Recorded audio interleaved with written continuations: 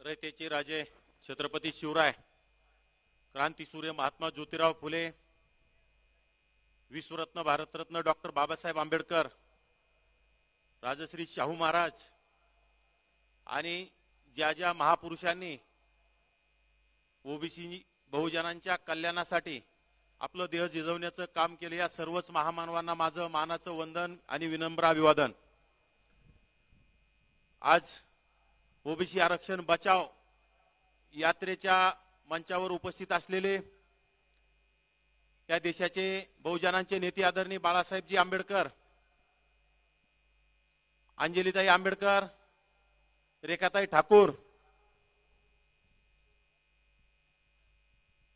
अविनाशजी भोशीकर, सुजातजी आंबेडकर,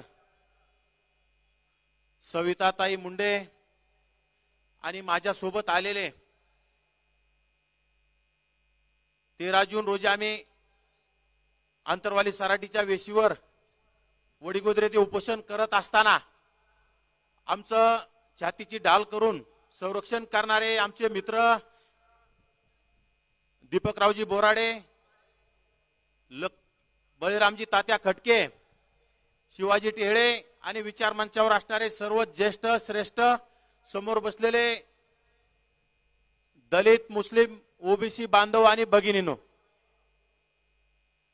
गेल्या 10 ते 12 महिन्यापासून या राज्यामध्ये समाजामध्ये भांडण लावण्याचं काम हे जातीवादी सरकार आणि हा राज्याचा जातीवादी मुख्यमंत्री, ज्याने स्वतःचा गद्दारीचा ठसा पुसवण्यासाठी जरांगे नावाच्या अज्ञान माणसाला समोर करून सुरुवातीला गरीब मराठ्यांसाठी आरक्षण मागण्याचं काम केलं आणि हा जातीवादी मुख्यमंत्री प्रत्येक त्याचे लाड पुरवत असताना त्याच्या मागण्या वाढत गेल्या। नंतर त्यांनी ओबीसीतूनच आरक्षण असण्याचा हट्ट केला। ओबीसीतून आरक्षण मागण्याचा अधिकार नसतानाही हट्ट करणं आणि जो समाज या राज्यामध्ये देश स्वतंत्र झाल्यापासून राज्य करत आहे, या देशामध्ये राज्य करत आहे, ज्यांचे आजपर्यंत मुख्यमंत्री जास्त झाले, आज सुद्धा ज्यांचे आमदार जास्त आहेत, खासदार जास्त आहेत, हा समाज आरक्षण मागतोय, तेही कुठून? ओबीसीतून। आणि का, हे आपण समजून घेतलं पाहिजे। महामानव डॉक्टर बाबासाहेब आंबेडकरांनी 340व्या घटनेतून, कलमातून आपल्याला आरक्षण दिलं, त्याच माध्यमातून आज मंडल दिन तत्कालीन पंतप्रधान विश्वनाथ प्रताप सिंगांनी आपल्याला 1990च्या दशकामध्ये मंडल आयोग लागू करून या 54% असणाऱ्या ओबीसींना 27% आरक्षण देण्याचं काम केलं। तेच आरक्षण आज जातीवादी सरकार ललकारण्याचं काम करतंय। 54% असणारा ओबीसी समाज, ज्यामध्ये 18 पगड जाती, 12 बलुतेदार आणि 18 आलोतेदारांचा 54% असणारा समाज, ज्यामध्ये मराठा समाज असणारा, स्वतःला मोठा समजून घेणारा समाज घुसखोरी करण्याचं पाहतोय। गेल्या 8-10 महिन्यापासून या राज्यामध्ये दहशत माजवली जाते, झोंडशाहीनं लोकांची घरं जाळण्याचं काम होतंय, लोकांची व्यवसायावर जाळपोळ करण्याचं काम होतंय, अनेक ओबीसी नेत्यांच्या गाड्या जाळपोळ करण्याचं काम होतंय, गाड्या फोडण्याचं काम होतंय। छोट्या छोट्या बलुतेदार, 12 बलुतेदारांना दहशत करण्याचं काम होतंय। माझ्या छोट्या छोट्या बलुतेदारी करणाऱ्या समाजावर अन्याय करण्याचं काम होतंय।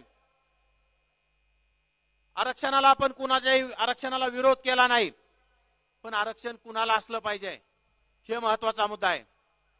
ज्या डॉक्टर बाबासाहेब आंबेडकरांनी आपल्याला आरक्षण दिलंय, त्यावेळीच त्यांना आरक्षण का मागता नाही आलं?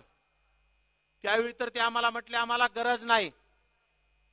आज आम्ही छोटा आणि गरीब असणाऱ्या मराठा समाजाच्या आरक्षणाला कधी विरोध केला नाही, परंतु तुम्हाला ओबीसीतूनच का हवंय हे आपल्याला कळालं पाहिजे। कारण ओबीसीला घटनेतून 27% आरक्षण स्थानिक स्वराज्य संस्थेमध्ये आरक्षण मिळू लागलं आणि कुठेतरी आपले प्रतिनिधी स्थानिक स्वराज्य संस्थेमध्ये जाऊ लागले.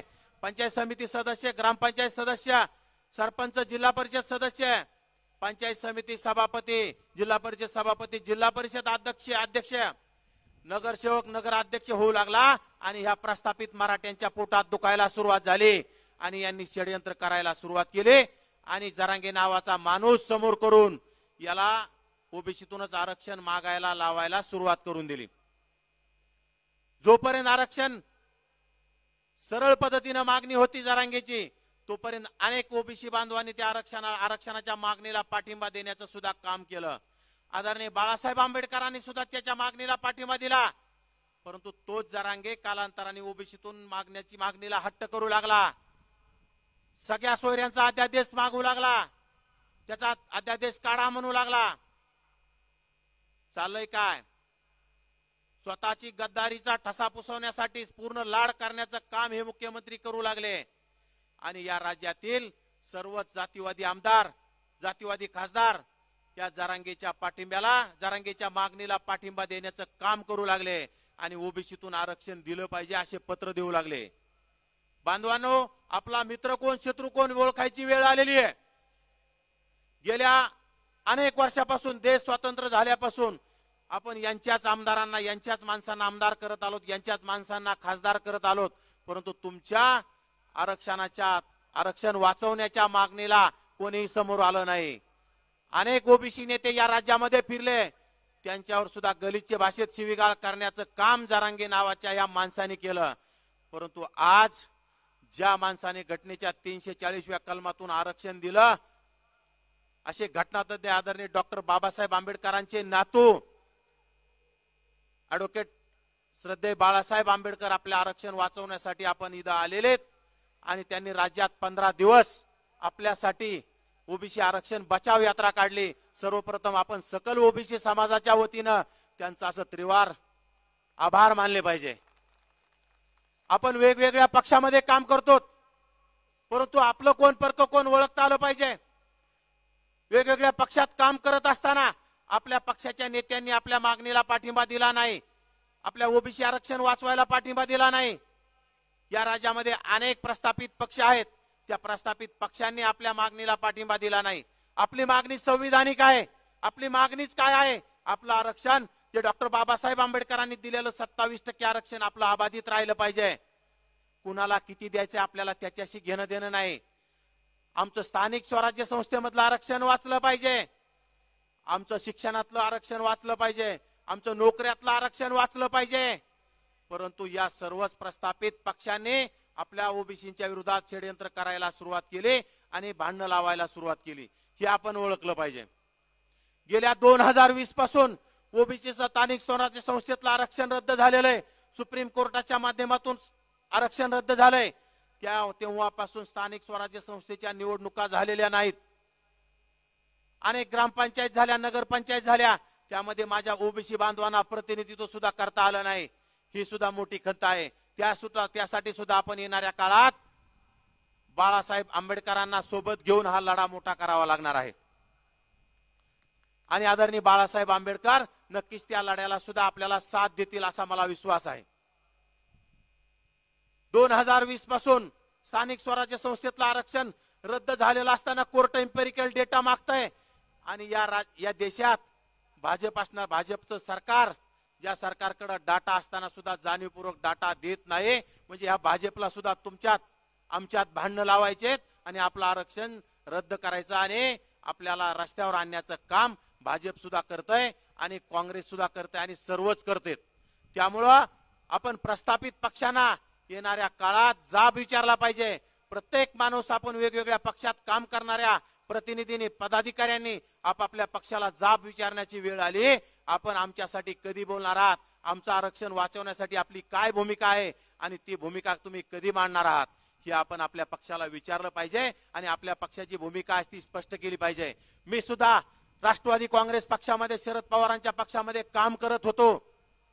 मी सुद्धा अनेक पत्रकार परिषदामध्ये, अनेक व्यासपीठावरून आदरणीय शरदचंद्र पवार साहेबांना आवाहन केलं आणि मागणी केली की पवार साहेब 1993-94 ला तुम्ही मुख्यमंत्री असताना या राज्यामध्ये मंडल आयोग लागू केला, पण त्यावेळेचे शरद पवार आणि आजचे शरद पवार वेगळे आहेत का? कारण त्यावेळेच्या शरद पवारांनी मंडल आयोग लागू करण्याचं काम केलं आणि आजचे शरद पवार भांडणं बघण्याचं काम करत आहेत. हे चाललंय का या राज्यामध्ये?